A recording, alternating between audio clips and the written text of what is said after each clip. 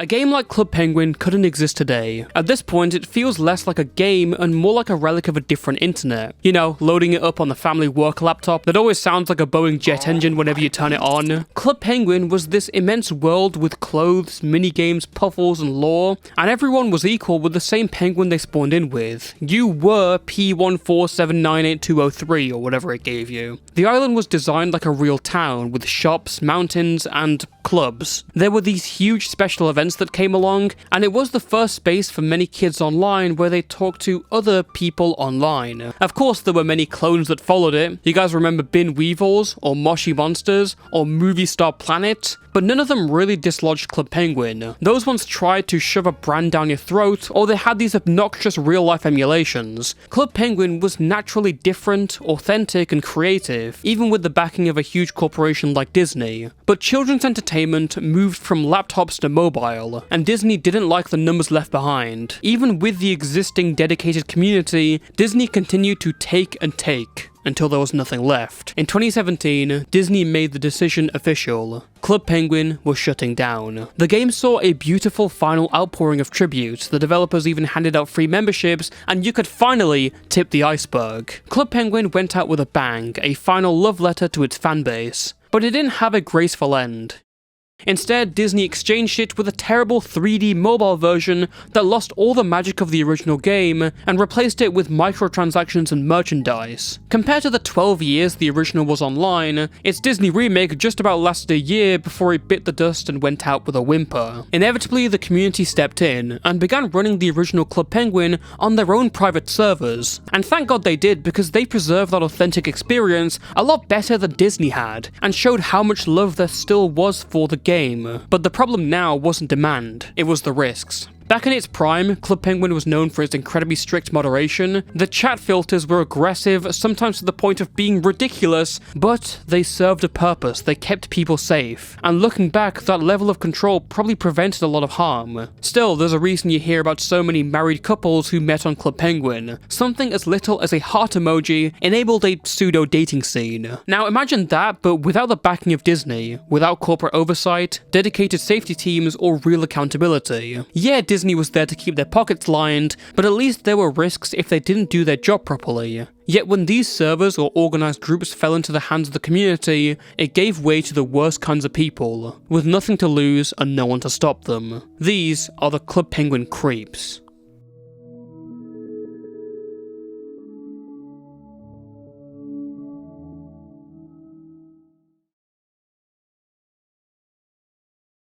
Whilst we'll talk about a select few groups within the Club Penguin community, not all of them were run by terrible people. For example, the most famous of these servers is Club Penguin Rewritten, which had over 11 million registered users at its peak. Rewritten was, for a while, the definitive version of the revived Club Penguin experience. It showed there were still a lot of people to see and money to make. You may wonder, why didn't Disney just smite down these servers immediately? And that's a good question. As much as Rewritten was hoovering up the core community from Disney's remake, they probably didn't want to alienate the existing fanbase. But being the most popular also makes you the biggest target. Club Penguin Rewritten was no stranger to cyber attacks. Twice their users' passwords were leaked, and once the site was down for over a month. The relatively young and inexperienced volunteers, doing this just out of a passion for the game, struggled to really keep up. Other staff members suddenly went rogue and threatened to send SWAT teams to the houses of the owners. But who on earth would be deploying hackers on a Club Penguin server? Well, the perpetrators were other competing servers. This was a symptom of corporate espionage, over Club Penguin of all things. When Disney first announced they would be shutting down Club Penguin, the game received a surge of players slyly advertising a, quote, new Club Penguin, named Virtual Penguin. The team behind Virtual Penguin, led by a sole user named Anthony, had set up these advertising bots, and that pulled some people away,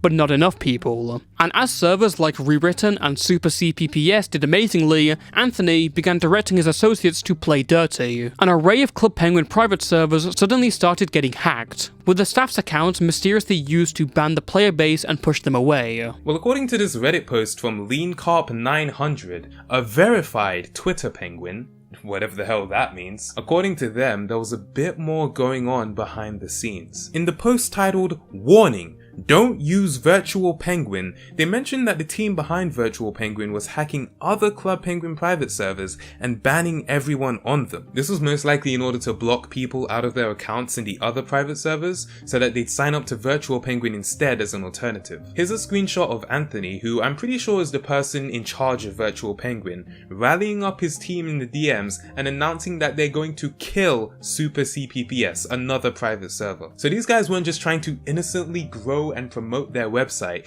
they were trying to monopolize the game by killing off the competition. And I have to say, that's pretty gangster. The screenshots continued. Now, I think someone responded to Anthony saying that they shouldn't do it because they're cool with the people behind Super CPPS. But of course, this was not going to fly with Anthony. What do you mean you chill with them? Wasn't your philosophy more users equals more money? We must eradicate Super CPPS. Eradicate though. Oh my God! Then one of his minions pipes up. I want to take down CPR. That's Club Penguin Rewritten, which pretty much was and still is the biggest Club Penguin private server out there. Anthony responds, we can't. Not yet anyway. And Timmy's like, why? And to that, Anthony responds, why not build our empire? I'd like to remind you that he's talking about a Club Penguin private server. Why not build our empire by conquering the weaker CPPSs first?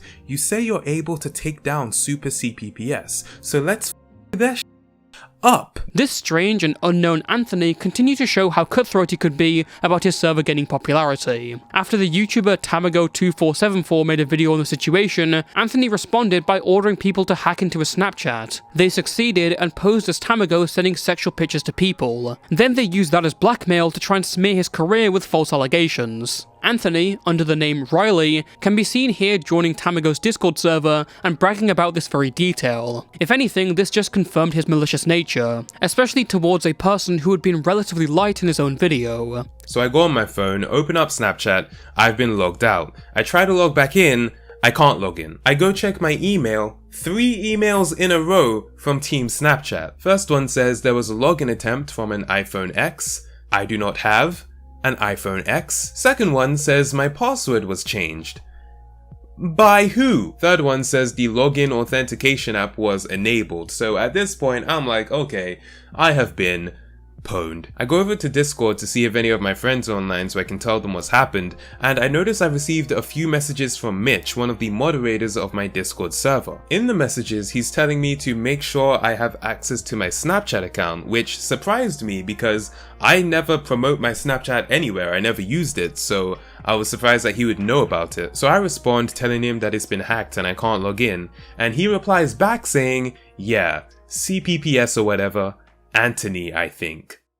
However, what seems more foreboding was that these people now had a new server, with a much more mainstream appeal. Rather than the trash fire that was Virtual Penguin, they had rebranded to simply Club Penguin Online in around 2018. And whilst Rewritten were being very careful about the Club Penguin IP, Riley opted to play very loosely with the assets. Even the name Club Penguin Online was somewhat misleading. Rather than Rewritten, which very clearly showed it was a remake, many people would easily mistake Club Penguin Online for being the real deal. And that they did. With the worldwide COVID lockdown coming into place in early 2020, a lot of people were confined inside and online. This led them down memory lane and into playing Club Penguin, and what was the first result? Club Penguin Online. Tons of online media articles, eager to cash in on the clicks, misreported Riley's site as being an official server, which only caused more people to flock in. Within only a few months, they'd reached around 7 million members. It was like Anthony/Riley had hit the jackpot. Not a good thing for a man of his nature.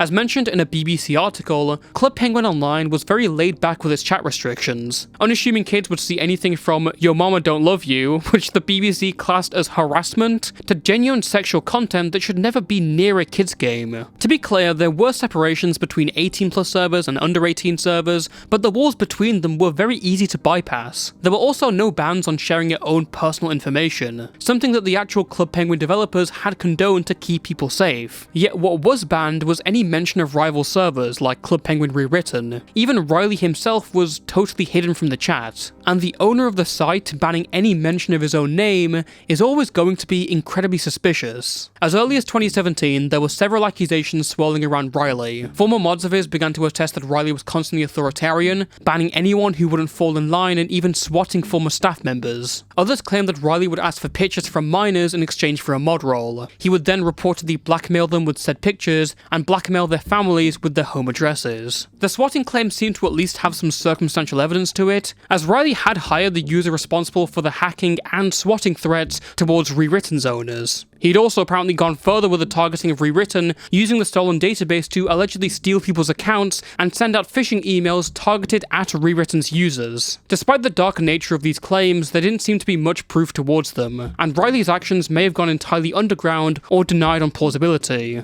But his cutthroat attitude towards his moderators soon caused one of them to blow the whistle on everything. In October 2019, a Club Penguin online moderator known as Pong or Dom resigned from the team, disgusted at its current state. He later began spreading more of the accusations against Riley on sites like Reddit. This caused Riley to respond, stating that Dom had not resigned and was actually banned due to harassing girls, being a pedo, and threatening to dox other staff members. Dom stated these claims were lies, showcasing DMs from many of the girls he'd been in contact with on Club Penguin Online, and whilst he did admit to doxing users and staff, he stated that was done on Riley's orders. Below, he showed one of those orders being sent from Riley's account. This was the first piece of solid evidence which seriously incriminated Riley in these recent allegations.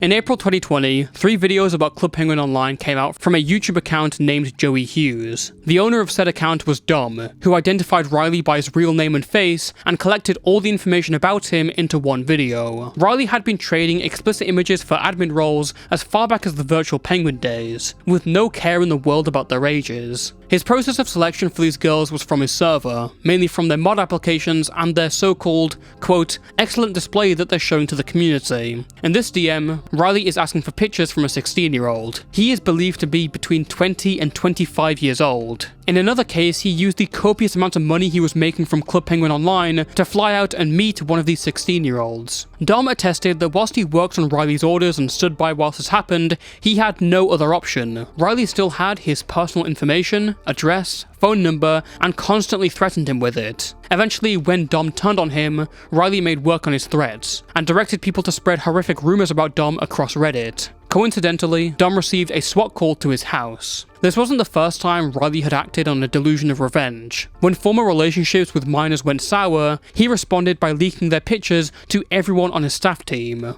Dom stated that Riley himself didn't know how to hack people, and wasn't the actual owner officially, but used the money he earned from Club Penguin Online to hire hackers to do his dirty work. Another person named Timmy who he worked with actually ran Club Penguin Online, but Riley owned the domain, ran the ads, and ultimately held the most power. As seen before, he would actively take out the private servers competition, hiring moles to become staff members or starting relationships with existing staff members, then threatening, intimidating, and blackmailing their staff into submission. It seemed as if Riley would stop at nothing to secure his money stream and unrestricted desires.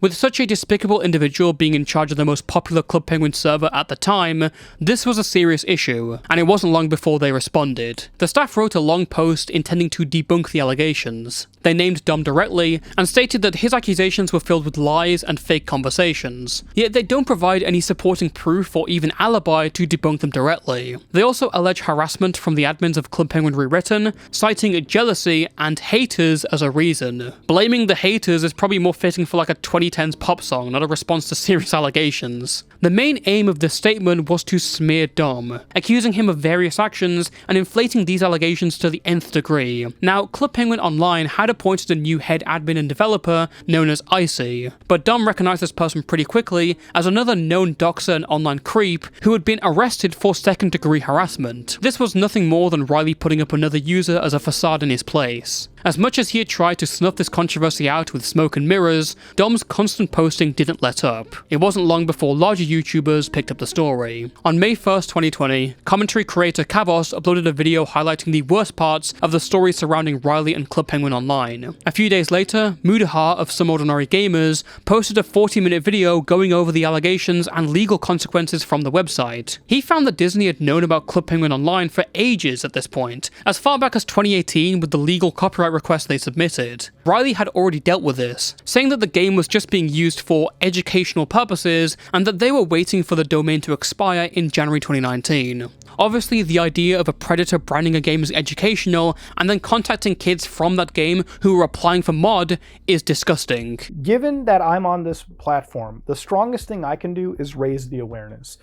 Disney needs to act against this individual, against these individuals. Kids, you gotta be careful online. Kids have to be careful too. Like, they're falling for basic security issues in the age of the internet. And parents, look, man, I get that you give your kids a tablet and walk the hell away, but just go to them. Go look at what they're doing. Just because they're playing a game with harmless penguins doesn't mean it's all harmless. And with all this controversy swirling around, Disney again came knocking. Disney is ordering all unofficial websites based on its game Club Penguin to shut down after a BBC investigation found children being exposed to sexually explicit messages, racism and anti-Semitism.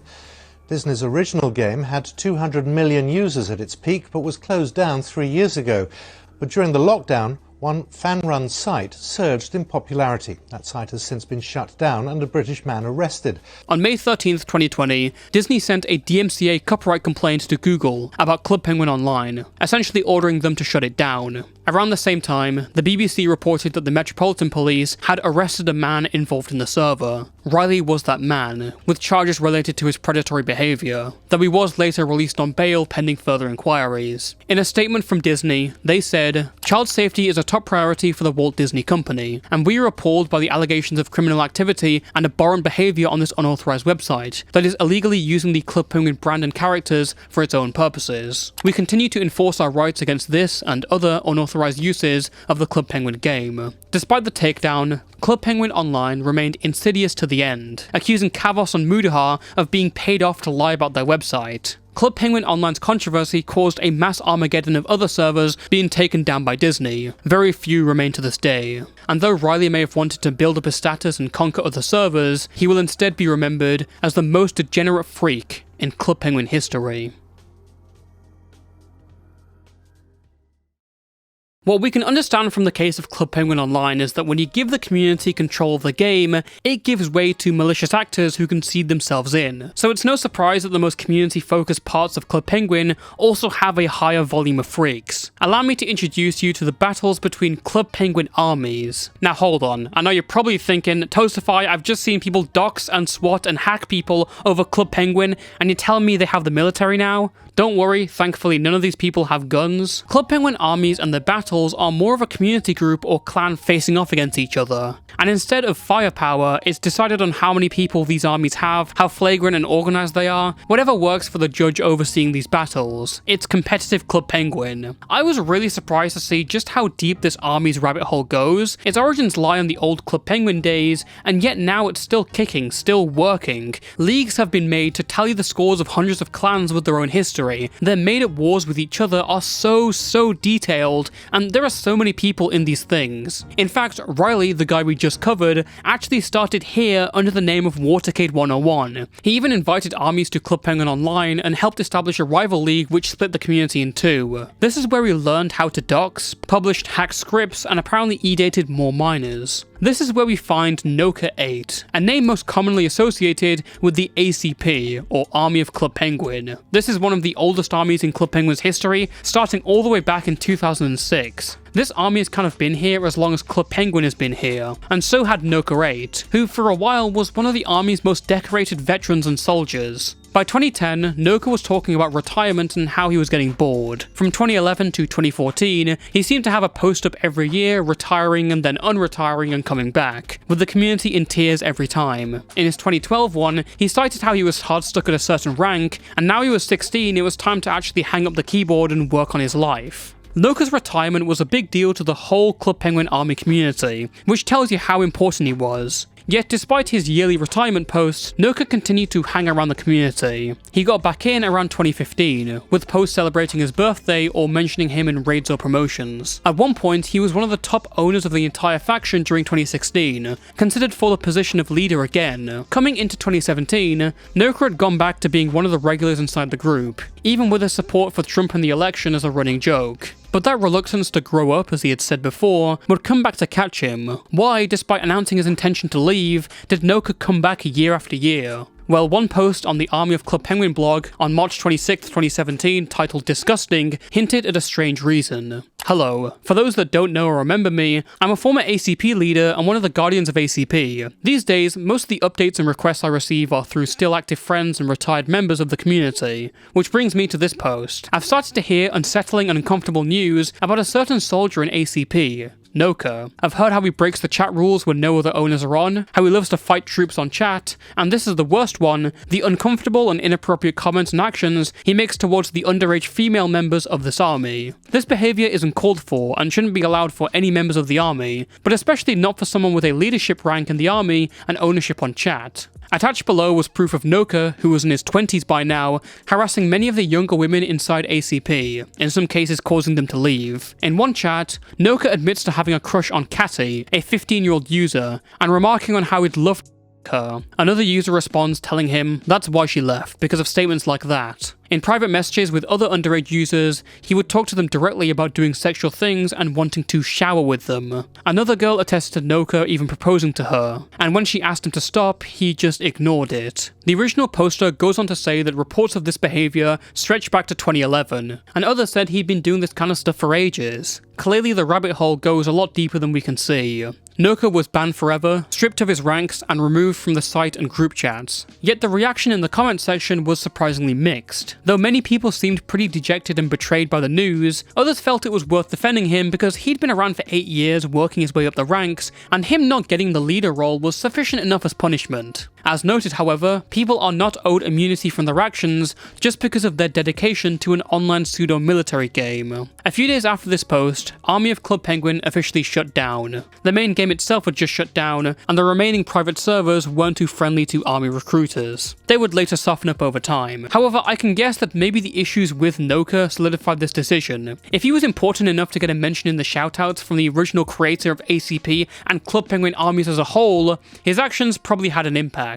You'd think this is where everything ends, with the literal end of this army, but instead Noka continued to compete in Club Penguin armies and their groups. In 2018, he briefly became the leader of the Templars, another huge Club Penguin army. But the young owner later found out about what he did and kicked him to the curb. Initially, I was wondering how there isn't like a site-wide blacklist on certain players, but it actually seems like Noka's actions played a part in the Club Penguin army lore. According to the wiki, in mid-2021, Noka was expelled from another army called the People's Imperial Confederation due to his behavior towards minors in the past. By the way, People's Imperial Confederation tells you how serious these people take this. This expulsion of a creep became part of a casus belli between this group and the Golden Troops, another pretty old Club Penguin army, leading to a 2-week war between the two factions. At one point, a member of PIC made a comment during a battle saying that Will, which is Noka's real name, isn't allowed near kindergartners. Golden Troops immediately saw this as breaking the rules, which did not allow toxic tactics. Brackets, attacking someone's race, religion, gender, disability, sexual orientation, etc. Close brackets. Obviously, calling Noka a pedo didn't fall under this, and the Club Penguin army admins agreed. This caused Golden Troops, another of the oldest armies in Club Penguin army history, to completely rage quit and surrender everything.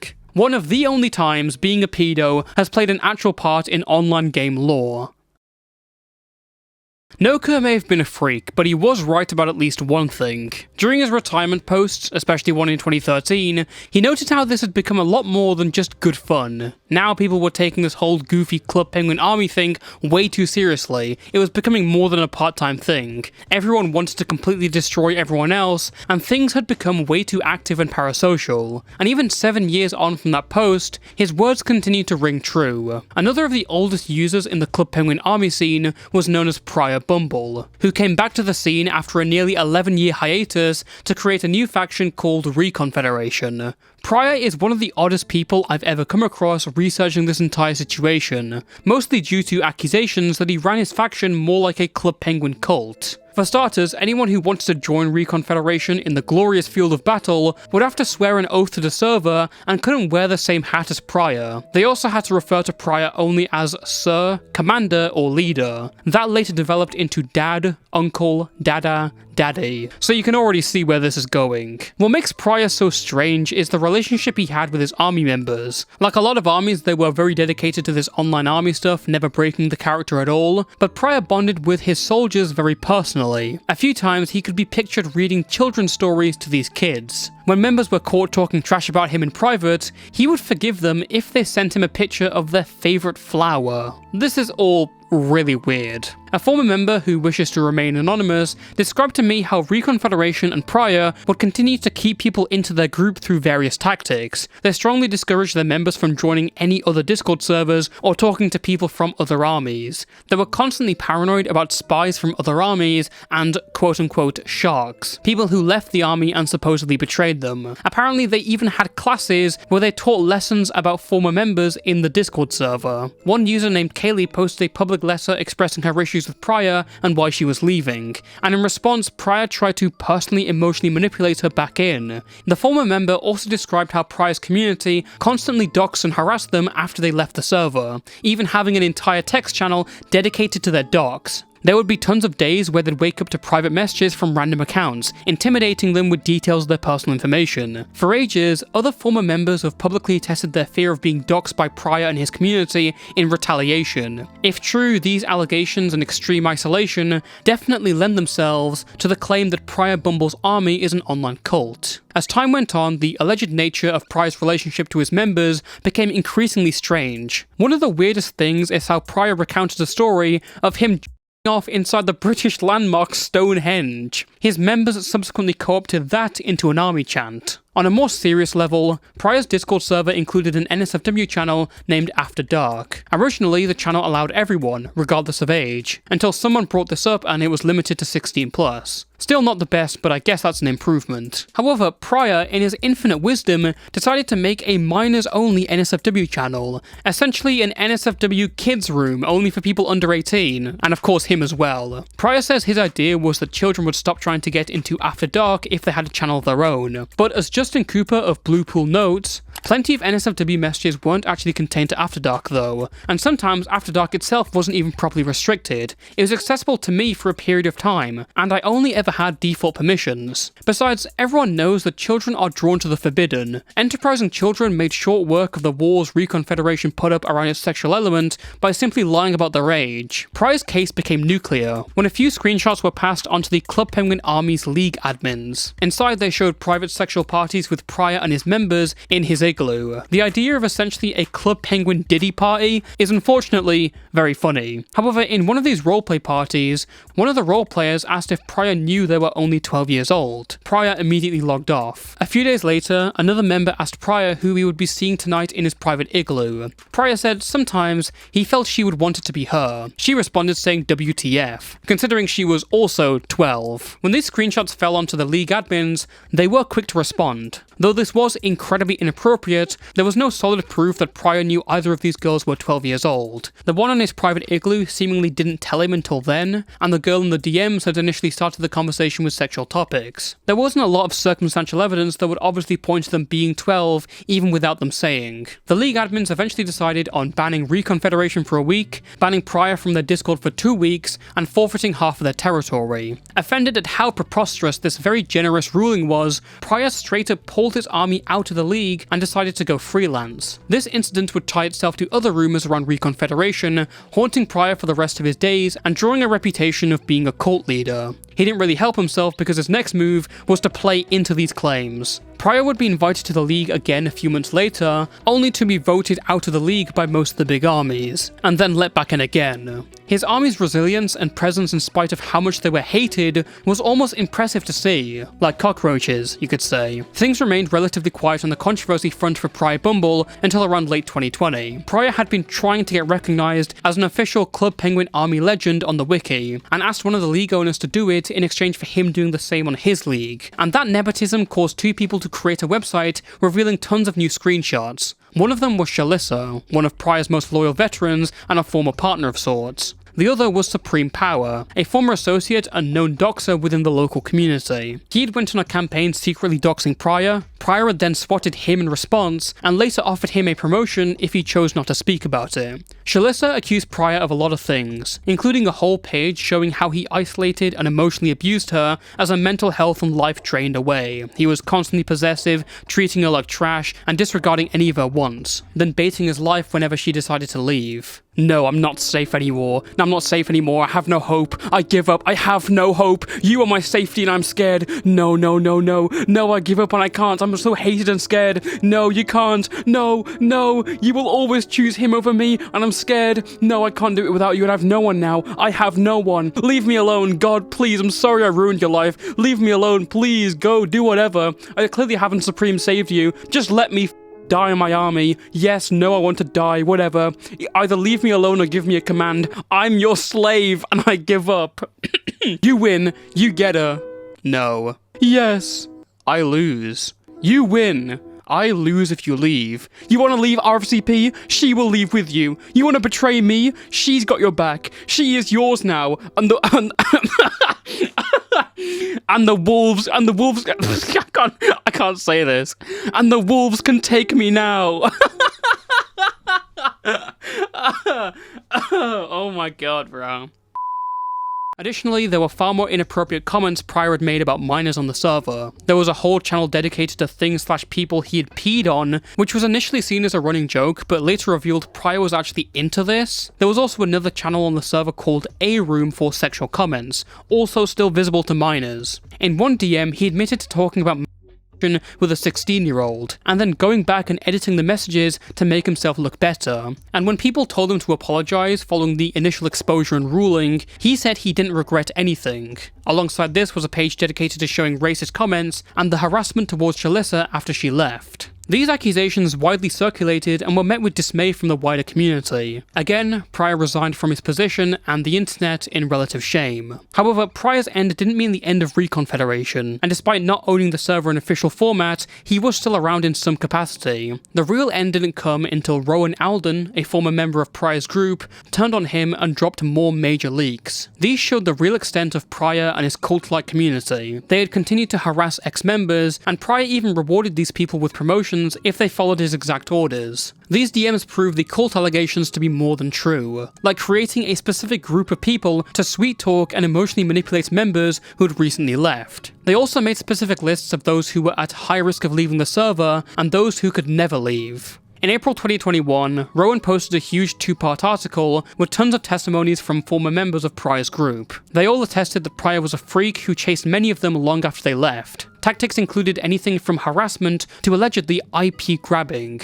They felt Pryor had emotionally attached himself to them like a parasite, and was psychologically keeping them bound to him. The volume of testimonies caused a huge response from Recon Federation itself, refuting a few of their claims, but generally denying the obvious implication and saying that they weren't associated with Pryor Bumble anymore. That idea was immediately destroyed by Rowan, who posted a response showing that Pryor was still involved and very much still around. He showed that many of the statements he had publicly made were instead just ghostwritten by others, most of whom hated him now. One of these was an interview with a kid to refute that Recon Federation wasn't a cult, when in reality this was Pryor Bumble just talking to himself on an alt account. Since then, Rowan's articles and Shalissa's website have essentially run Pryor Bumble and his army out of the Club Penguin community. They operated independently for a time, made a brief resurgence in 2022, but have been silent since 2024. With all this unhinged, possessive and deranged behaviour, you have to ask, was it worth it? Swatting, doxing, obsessive harassment, alleged IP grabbing? And what was it all for? Just so he couldn't lose his members of a stupid online army roleplay Discord server? The answer is yes, because some people are just that insane. The most surprising thing about all this is how brutal the Club Penguin community is. I mean, doxing, swatting, raiding, cyber attacks, cyber stalking, all of this over a kid's game. And why? Well, to me, the answer seems to lie in the people who now control the game. As I said before, when you give your community too much power, essentially letting them run this whole operation, that is an obvious gap for bad actors to rise up. At least when Club Penguin was run by Disney, the people handling it didn't get out of control, because this was their job. And where the corporation went wrong was where it tried to cash in and not respect the wishes of the actual community. It's very interesting that all three of these people originated from and operated in the Club Penguin Army subcommunity, which is probably the most vulnerable to toxicity. The entire competition and indeed existence of the army relies on how strong your mob mentality is. In a perfect world, this would just be some fun, and I don't doubt that a lot of the other people in these communities are good eggs. But this whole thing is a case study for a delicate balance between company and community. The best way to function is a moderate mix of both. I genuinely wish Club Penguin would come back. It wasn't perfect back then, God no, but it seemed like a safer place for kids than these community groups now. Yet I have a sneaking suspicion that more people will grow up and leave it behind, out of a fear of what has become of those who haven't. Thank you for watching, and until next time, stay safe and stay toasty.